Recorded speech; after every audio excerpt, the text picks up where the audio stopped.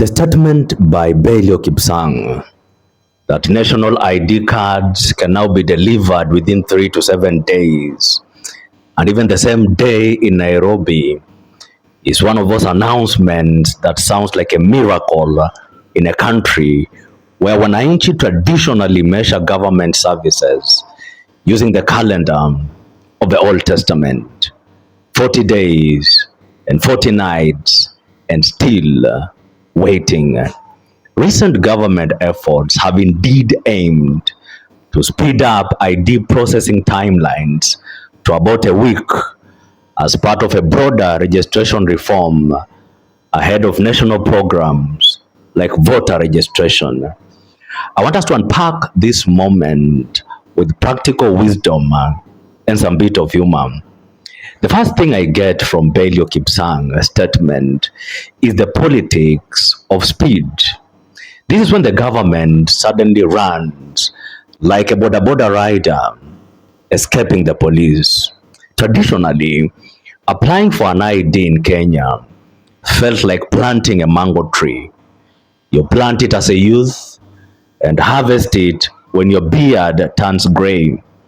So when the government says 3 to 7 days, wananchi react like villagers hearing a rumor that the local cow has started producing yogurt directly.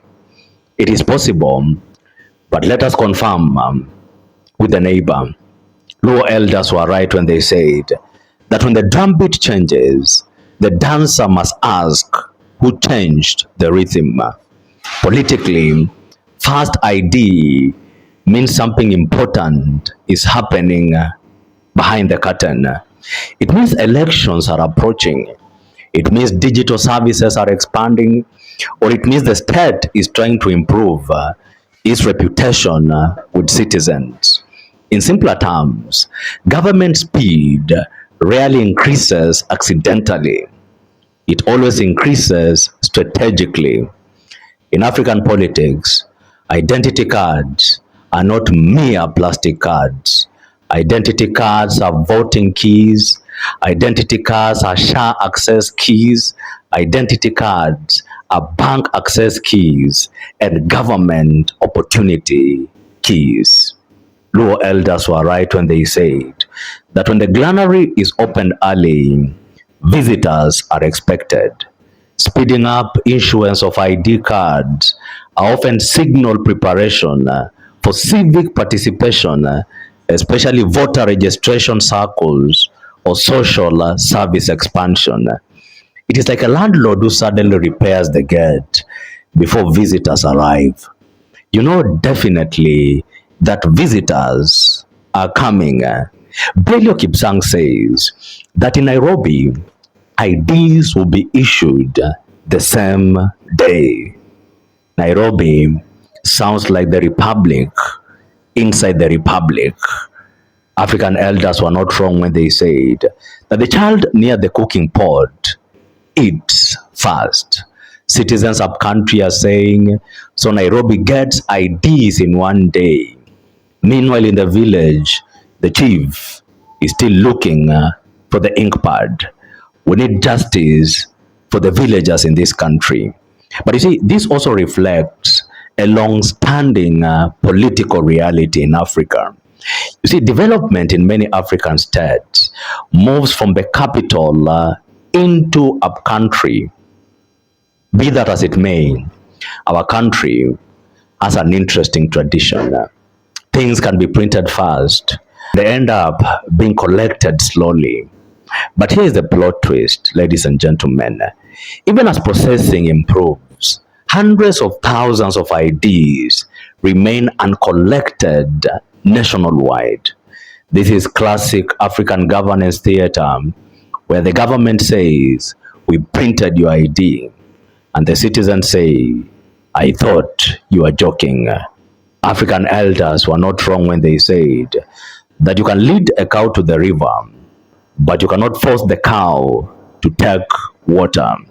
Sometimes the state improves services faster than citizens improve follow-up habits. But what is the political message hidden inside the announcement by Belio Kipsang. You see, this statement is not just administrative, it is political communication.